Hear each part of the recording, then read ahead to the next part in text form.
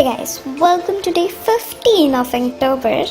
We are halfway there. Of course, I missed 2 days of voice recording, but I guess I'm doing pretty well since I'm uploading every day at 9. But let's not jinx it again, and let's just start with this video. So today's theme or topic is week. And week, I frankly had no idea what to draw.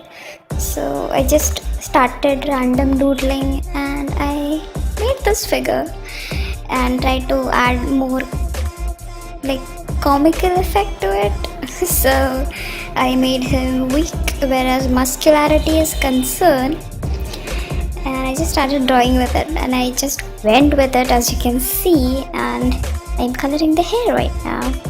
And of course I have to thicken the outline,